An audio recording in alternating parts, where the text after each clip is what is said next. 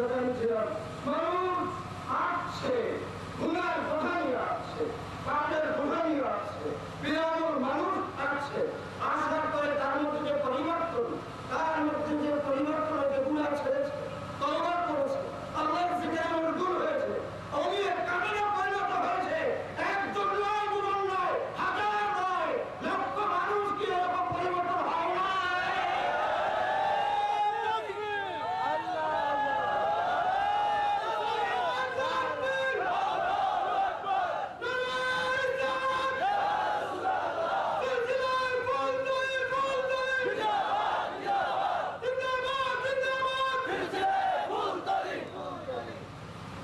আমি এক জায়গায় লিখেছি, রসুন দেখিনি কত, আমরা রসুন দেখি নাই। আলিয়াত মূর্তমান ছবি, রসুনের মূর্তমান ছবি, লেবাসে, পোশাকে, সিরাতে, সুরাতে, কথায়, বার্তায়, আদরে, আখলাতে, তাকওয়ায়, অহংকারেতে, মানবতার খেদমতে রসুল দেখেছি বটে, কিন্তু রসুলের প্রতিচ্ছবি নায়েবে নবী দুলতনিকে আমরা দেখেছি। জোরে বলে আলহামদুলিল্লাহ।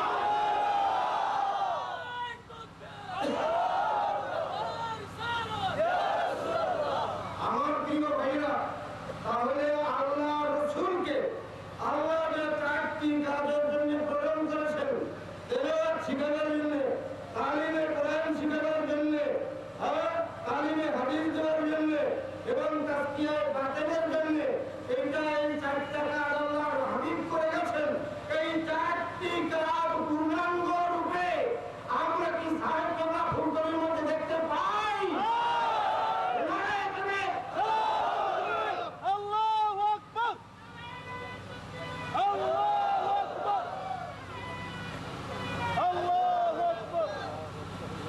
আমি বলছি মাত্র 10টা পয়েন্ট আলোচনা করবো। এটা নিয়ে এই 10টা পয়েন্ট দিয়া বিশাল রবি আলোচনা করা যায়।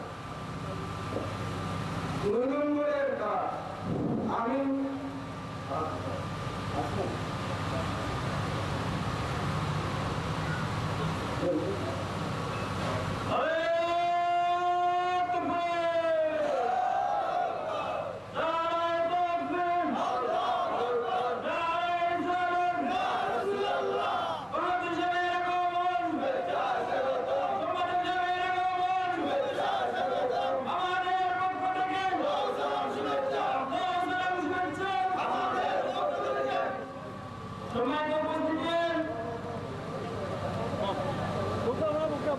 আমি 10টা পয়েন্ট আলোচনা করবো, আর মধ্যে 4টা পয়েন্টের আলোচনা শেষ হয়েছে, ঠিক না? আমরা এই 4 পয়েন্টে আমরা দেখছি যে সত্যিকারে তিনি নায়েবে নবী ছিলেন।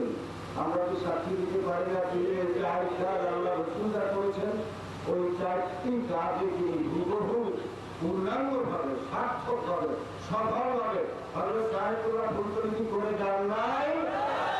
জোরে বলে আলহামদুলিল্লাহ। আর 6টি পয়েন্ট, তিনি একজন সংস্কারক ছিলেন, তিনি একজন মুজাদ্দিদ ছিলেন। এটা আমি তার জিন্দেগি যতটুকু দেখেছি আলোচনা করেছি। একজন মুজাদ্দিদের 3 ধরনের কাজ, 3টি কাজ। ইসলাম মানুষের ইসলাম, ব্যক্তিগত ইসলাহে নফস। 2 নম্বরে ইসলাহে কওম, 3 নম্বরে ইসলাহে হুকুমত, অর্থাৎ আত্মশুদ্ধি। এই 2 নম্বরে সমাজ শুদ্ধি, 3 নম্বরে রাষ্ট্র শুদ্ধি। একজন সত্যিকারের সংস্কারক, একজন মুজাদ্দিদ, এই 3টি কাজ যিনি যত সফলভাবে করতে সক্ষম হন, তিনি তত বড় মুজাদ্দিদ, তিনি তত বড় সংস্কারক। তাহলে আত্মশুদ্ধির কথা নিজে তার ব্যক্তিগত জীবন আপনারা জানেন, আমি তো আর অত জানি না। ছোট ভাষা হুজুর তার সাথে ছিলাম এবং 2-1 দিন মন্ডলের পথে দেখে তিনি 2-1 কথা আমাকে বসে সিলেক্ট করার জন্য বলেছে। আমি লেখা ভাষায় শুনেছি, ছাত্র লেখা বলে তুলেছে, দ্বিতীয় কথা। তাহলে এই আত্মশুদ্ধির ব্যাপারে আমরা একজন শুদ্ধ বুদ্ধ পূর্ণ পবিত্র আত্মার মানুষ হযরত সাহেবুল্লাহ বদরপুরি, তাকে যখন আত্মশুদ্ধির বড় তালিম দেওয়ার জন্য খাসিয়া জয়ন্তিয়া পাহাড়ে যখন পাঠালেন, খাসিয়া জয়ন্তিয়া পাহাড়ের মধ্যে রাতের পর রাত দিনের পর দিন একা গভীর বিশাল পর্বত্য এলাকায় জঙ্গলের মধ্যে তিনি যখন আত্মশুদ্ধি, আমি নিজের বংশ শুনেছি এক রাত্রে যে আগুন জ্বলে নিয়ে আসুন এখানে তাকে দেখে এই পাশেও বাদ, এই পাশেও বাদ, এই পাশে বাদ, চতুর্দিকে তাকে পাহারা দিচ্ছে। সুবহানাল্লাহ, জোরে বলুন সুবহানাল্লাহ।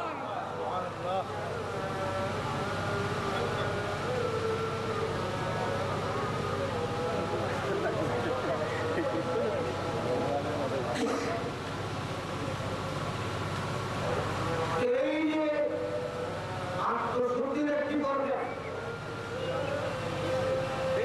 ইরাক এবং ইরানের যুদ্ধ যখন চলছে, ছাত্ররা তখন লন্ডনে ছিল, মহাদেশা হুজুর হযরত মাওলানা আল্লামা হাবিবুর রহমান সাহেব মাদ্রাসুল্লাহ, তিনি ঢাকায় এসে বলেন যে আমাকে একজন ছাত্ররা যুদ্ধ করে বলছে, লন্ডনে বসে একটা চিঠি লেখে উনি বললেন যে টেমস নদীতে চিঠিটা তুমি ফেলে আস। টেমস নদীর মধ্যে চিঠিটা ফেলে দেবে। আমি বললাম বন্ধুরা আপনি দেখবেন কি, ওই চিঠি ফেলে, চিঠি হলো ছেলের কাছে চিঠিটা ফেলার পরে অল্প সময়ের মধ্যে একটা ঘূর্ণি বাতাস এখানে বয়ে গেল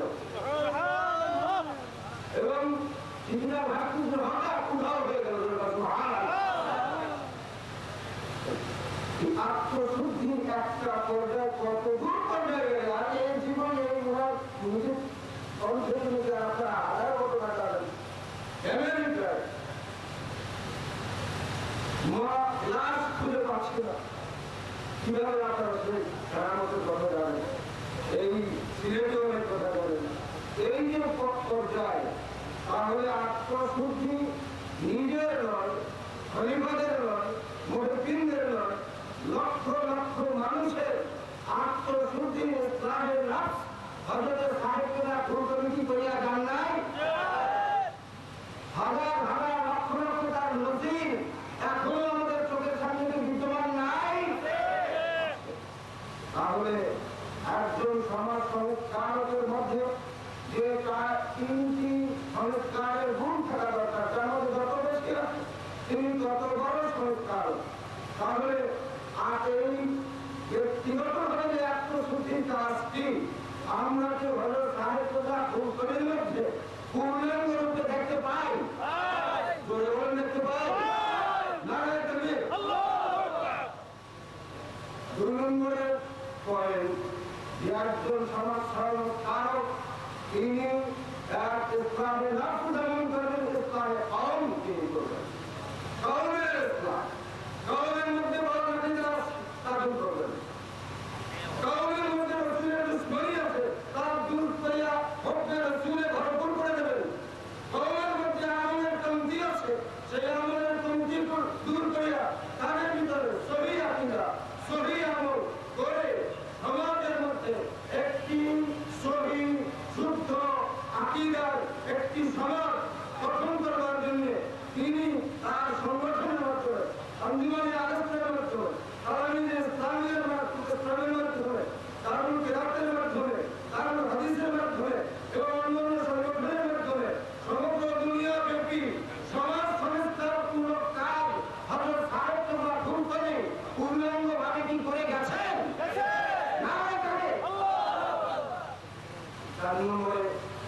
তার 3 নম্বরে তার ভিতরে রাষ্ট্র শুদ্ধির কাজ করবেন।